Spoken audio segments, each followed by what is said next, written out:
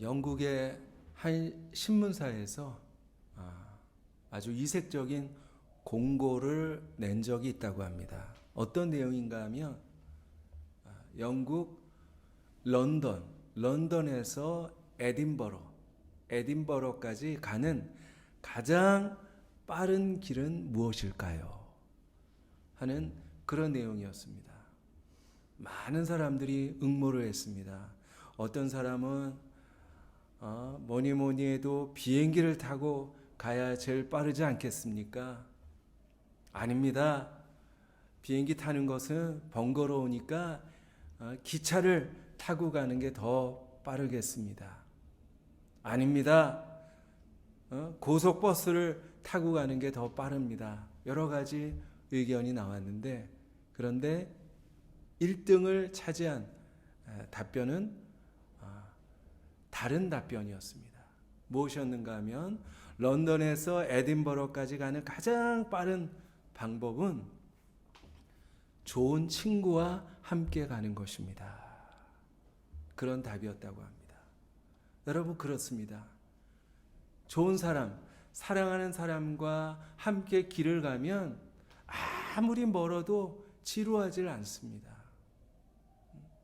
아무리 힘들어도 얼마든지 기쁘게 갈 수 있는 것입니다. 인생을 많은 사람들이 여행에 비유를 합니다. 그렇습니다. 우리가 걸어가는 이 인생길, 어떻게 하면 정말 기쁘고 행복하게 살아갈 수 있을까요? 누구와 동행하는가? 그것이 중요합니다.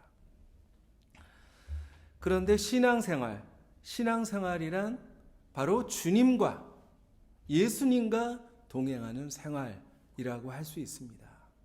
사랑하는 주님과 우리가 동행하는 삶을 살아갈 때 인생길 아무리 멀어도, 아무리 거칠고 아무리 힘들어도 참으로 성공적인 삶을 살 수 있음을 여러분 기억하시기를 바랍니다. 그러므로 올 한 해 우리들의 삶이 정말 주님과 동행하는 삶이 되기를 원하고, 그러므로 말미암아 올 한 해도 기쁨이 넘치고 하나님이 주시는 축복으로 가득한 그런 한 해가 되시기를 주님의 이름으로 간절히 축원합니다. 오늘 말씀해 보니까 주님과 동행하는 삶을 살았던 한 사람이 등장하고 있는데 바로 에녹입니다. 말씀해 보니까 에녹은 300년을 하나님과 동행하였다. 그렇게 말씀하고 있습니다. 여러분, 말이 300년이지 3년을 동행하는 것도 쉽지 않고요. 30년을 함께 동행하는 것도 만만치가 않습니다. 그런데 에녹은 300년이라는 그 긴 세월을 변함없이 하나님과 동행했습니다. 그 300년이라는 세월 동안 얼마나 많은 일이 있었을까요? 물론 기쁘고 평안할 때도 있었지만 여러 가지 어려움도 있었고 여러 가지 시련도 분명히 만났을 것입니다. 그런데 에녹은 언제나 변함없이 주님과 동행하는 삶을 살았습니다. 그래서 하나님께 너는 나를 기쁘게 하는 자로다, 하나님을 기쁘시게 하는 자라 하는 그런 인정을 받았습니다. 뿐만 아니라 인간이라면 겪을 수밖에 없는 이 죽음이라는 고통을 겪지 않고 하나님께 부르심을 받을 수가 있었습니다. 여러분, 우리도 올 한 해 정말 하나님과 동행하는 삶을 살아감으로 말미암아 우리도 하나님을 기쁘시게 하는 자라 하는 그런 인정을 받을 수 있기를 간절히 소망합니다. 하나님께 인정받기만 하면 여러분, 하나님께서 왜 우리에게 축복을 주지 않으시겠습니까? 자, 그러면 하나님과 동행하는 축복을 경험하기 위해서 무엇이 필요할까요? 무엇보다도 가장 먼저 하나님과의 만남이 있어야 합니다. 만나지 않았는데 어떻게 동행할 수 있겠습니까? 하나님과 우선 만나야 동행하는 삶을 살 수가 있는 것이겠죠. 저와 제 아내도 만났습니다. 오래전에 저 서울 수유동의 한 교회에서 저는 전도사, 제 아내는 교사 함께 만났어요. 누가 누구를 꼬셨는지 잘 모르겠지만 어쨌든 만난 지 1년 만에 결혼해서 이제 28년 동안 함께 동행하고 있습니다. 자, 하나님과도 만나야 합니다. 그런데 하나님과 만나는 것을 우리는 회심이라고 이야기합니다. 그런데 오늘 많은 교인들이 이 하나님을 만나는 경험 없이 신앙생활 하고 있는 것 같아요. 그러다 보니까 하나님과의 동행에 자꾸만 실패하는 것입니다. 먼저 하나님 앞에 회심하는 그런 경험이 필요한 것입니다. 회심하기 위해서는 하나님 앞에 먼저 지금까지 지은 모든 죄를 다 낱낱이 고백해야 합니다. 철저하게 회개하고 그리고 예수 그리스도를 나의 구세주로 십자가에서 나의 모든 죄를 사해 주시고 나를 구원하여 주신 분으로 인정하는 과정이 필요합니다. 그리고 더 나아가서 하나님을 내 삶의 주인으로 지금까지 내가 주인이 되어서 내 인생길을 걸어왔지만 이제 하나님이 내 삶의 주인이십니다. 라는 그런 결단이 필요합니다. 그럴 때 우리의 삶이 180도 바뀌게 되는 거예요. 지금까지는 세상을 향해서 살던 우리의 걸음이 180도 바뀌어서 이제 하나님을 향해서 살아가게 되는 것입니다. 여러분, 한 번은 어떤 가정의 시계, 아주 오래된 괴종 시계가 고장이 났어요. 그래서 주인이 그 시계를 고치기 위해서 여러 가지로 노력을 합니다. 그 달려있는 추도 갈아 끼우고 그리고 낡은 그 숫자 판도 교체하고 또 시계 바늘도 아주 번쩍번쩍하는 새 것으로 교체했어요. 그런데도 웬일인지 시계가 움직이지 않습니다. 그런데 그 모습을 옆에서 지켜보던 그 주인의 아들이 이렇게 이야기합니다. 아버지, 속이 고장났는데 겉에만 바꾸면 되겠어요. 여러분, 그렇습니다. 속을 고쳐야 합니다.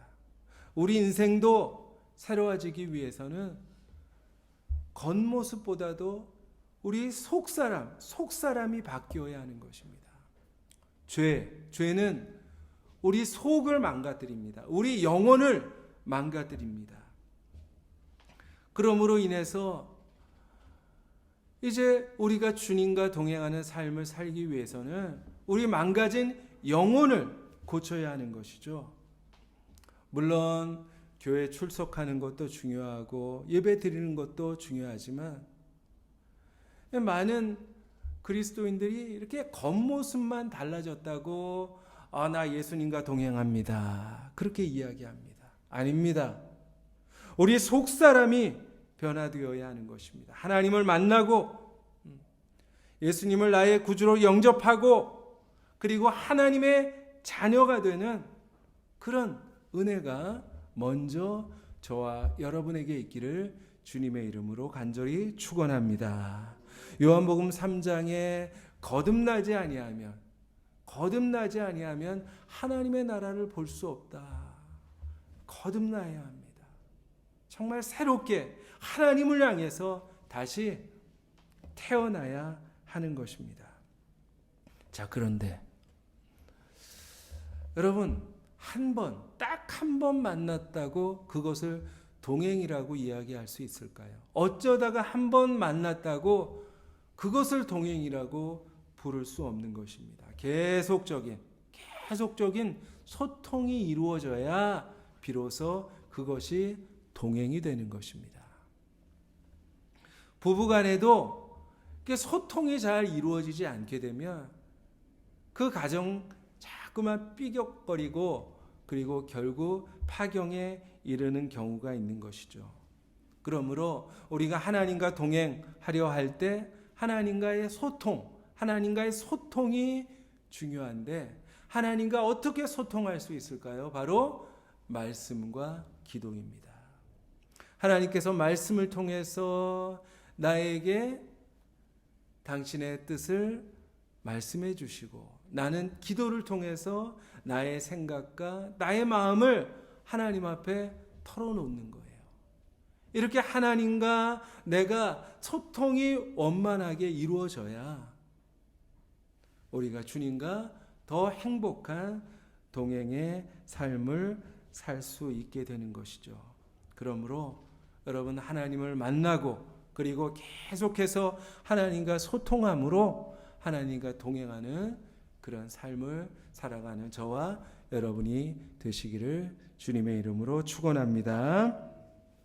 자, 그런데 여러분, 두 사람이 만나서 함께 동행하려고 할 때 일어나는 일이 있어요. 의견이 부딪히는 경우가 생기게 되는 것입니다.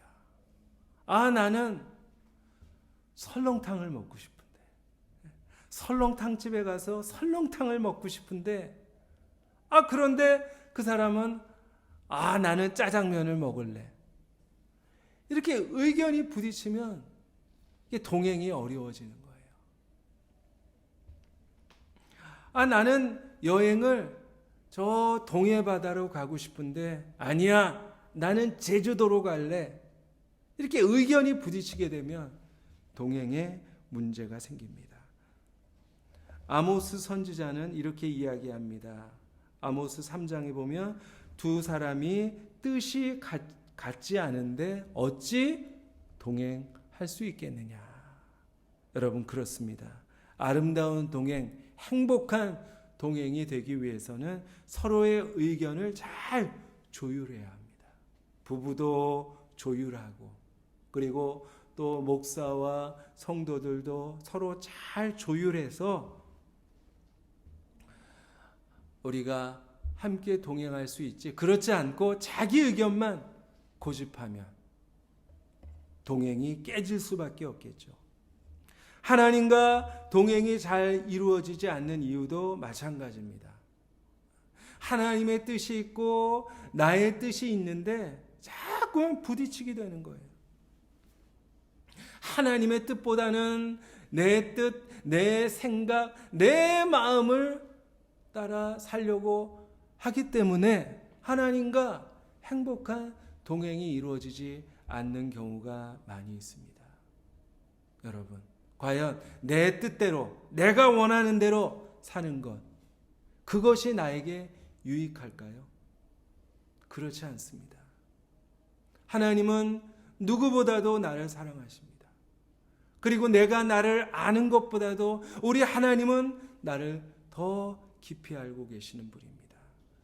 그리고 그 누구보다도 내가 잘 되기를 원하시는 분이죠. 그리고 그분은 전능하신 분입니다. 그러므로 내 뜻대로 살아가는 것보다도 오히려 하나님의 뜻을 따르는 것, 그것이 나에게 더 유익이 되는 거예요. 그런데도 불구하고 우리는 자꾸만 고집을 부립니다. 그래도 내 뜻대로 살래요. 자꾸만 고집을 부립니다. 내 주장을 앞세웁니다. 기도하지도 않고 내 마음대로 결정을 내리고, 그리고 어떻게 하면 하나님을 기쁘시게 할까? 어떻게 하면 하나님을 기쁘시게 할 수 있을까? 그것을 생각하기보다 어떻게 하면 내가 기쁠까? 나에게 유익이 될까? 오직 나만 생각하기 때문에 하나님과 행복한 동행이 이루어지지 못하는 것이죠. 그런데 예수님은 어떻게 하셨죠? 예수님은 자신의 뜻을 내세우지 않으셨습니다. 언제나 하나님 아버지의 뜻을 우선 생각을 하셨습니다. 그 두려운 십자가 앞에서 우리 주님 기도하실 때 뭐라고 기도하셨습니까? 누가복음 말씀에 보면 나의 원대로 마옵시고 아버지의 원대로 되기를 원합니다. 언제나 아버지 하나님을 앞세웠을 때 일평생 주님과 동행하는 삶을 살 수가 있었던 것이죠. 그렇기 때문에 여러분 신앙생활 잘하는 비결은 다른 게 아니에요. 나를 내려놓는 것입니다. 나를 내려놓고 주님을 따르는 것. 나는 죽고 내 안에 예수가 살고 예수님을 앞세우고 우리 주님을 앞세우고 그럴 때 바로 성공적인 신앙생활이 될 수가 있고 그리고 주님과 더 복된 그런 동행이 될 수 있음을 믿습니다. 여러분 올 한 해 나의 뜻은 하나님 앞에 내려놓고 언제나 하나님의 뜻을 앞세우는 저와 여러분의 삶이 되기를 소망합니다. 그래서 주님과 행복하게 동행하고 주님께서 나에게 더 유익이 되는 길로 인도해 주시기를 간절히 축원합니다. 자, 그런데 우리가 주님과 동행하는 삶을 날마다 살아갈 때 어떤 축복이 우리에게 있을까요? 물론 여러 가지 축복이 있겠지만은 그 중에 제일 놀라운 축복은 바로 주님을 닮게 된다고 하는 것입니다. 여러분 부부도 서로 닮는다고 합니다. 수십 년 동안 서로 마주 보면서 또 함께 지내다 보면 그냥 모든 게 다 닮아요. 식성도 닮고 습관도 닮게 되고 취미도 또 닮게 되고 뭐 심지어는 외모까지도 닮게 된다고 합니다. 저희 부부도 서로 닮았다는 이야기를 너무 많이 들어서 뭐 그 이야기 들을 때 뭐 기분 좋기도 하고 또 안 좋기도 하고 그런데 아무튼 처음에 우리가 만났을 때 처음에 결혼했을 때는 너무 달랐던 것 같아요. 하나부터 열까지 닮은 게 없었습니다. 모든 게 달랐어요. 특별히 이제 먹는 식성이 많이 달랐는데 저는 정말 전통 한국식 항상 밥, 국, 찌개.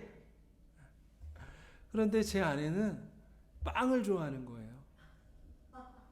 그래서 아침에 밥이라고 가지고 왔는데 빵을 가지고 나온 거예요. 아, 이거 밥 먹기 전에 먼저 주는 간식인가 보다. 근데 밥이 안 나와요. 아까 먹은 그 빵이 밥이래요. 아니 어떻게 밥이 밥이지 빵이 밥이 될 수 있을까? 처음에는 굉장히 혼란스러웠는데 근데 또 먹다 보니까 빵도 맛있고 또 요즘은 가끔 뭐 저도 그냥 빵이 먹고 싶을 때가 있더라고요. 할렐루야. 그런가 하면 성격도 많이 달랐습니다. 저는 이렇게 말은 조금 느린데 근데 굉장히 성격이 조급해요. 근데 반면에 제 아내는 느긋합니다. 그러니까 저는 막 조급하고 제 아내는 느긋하고, 그러니까 뭐 어디 한번 외출할 때가 되면은 저는 막 그냥 막 재촉하고 제 아내는 막 기다리라 그러고 그러다가 막 싸우고 그런 일들이 있었는데, 이제 함께 살다 보니까 서로가 서로를 조금씩 닮아가더라고요. 그래서 서로가 적당히 조급하고 또 적당히 느긋하고, 그래서 아주 그냥 서로 딱 알맞은 그런 성격이 된 것 같습니다. 이것이 바로 동행의 축복입니다. 우리가 하나님과 동행하는 목적이 무엇일까요? 왜 하나님과 동행해야 합니까? 에베소서 4장에 보니까 우리가 다 하나님의 아들을 믿는 것과 아는 일에 하나가 되어 온전한 사람을 이루어 그리스도의 장성한 분량에 충만한 데까지 이르리니. 그렇습니다. 우리가 주님과 동행하는 삶을 살아갈 때 예수 그리스도의 그 모습을 담게 되는 것입니다. 자, 어떻게 주님의 모습을 담고 주님의 모습까지 자랄 수 있을까요? 히브리서 12장 2절에 보니까 믿음의 주요 또 온전하게 하시는 이인 예수를 바라보자. 예수를 바라볼 때 부족했던 우리가 조금씩 온전해지고, 그리고 우리의 모습이 주님의 모습을 담게 된다는 그런 말입니다. 그러므로 올 한 해 여러분 주님만 똑바로 바라보시기를 간절히 축원합니다. 아멘. 우리 옆에 계신 분과 한번 인사 나눠볼까요? 예수님만 바라보세요. 예수님만 바라보세요. 어떤 목수가 이제 나무에 못질을 하는데 아주 기가 막히게 못을 박습니다. 그냥 한번 딱 망치를 치면은 그냥 못이 쑥쑥 들어가는 거예요. 그 모습을 그 목수의 아들이 가만히 지켜보다가 아빠는 어떻게 그렇게 못을 잘 박아?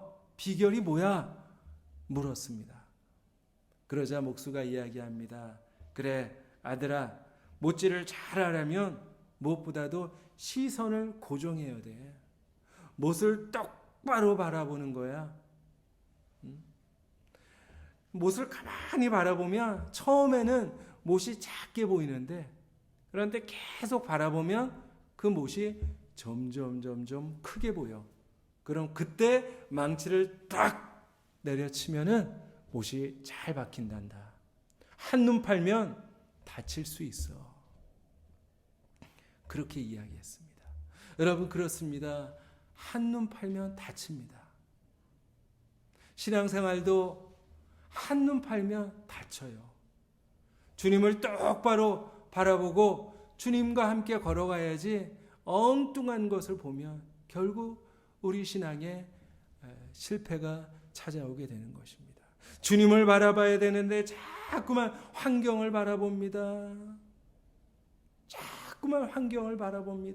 돈을 바라보고 여러 가지 내가 처해 있는 상황들을 바라보면 온갖 걱정이 밀려와요.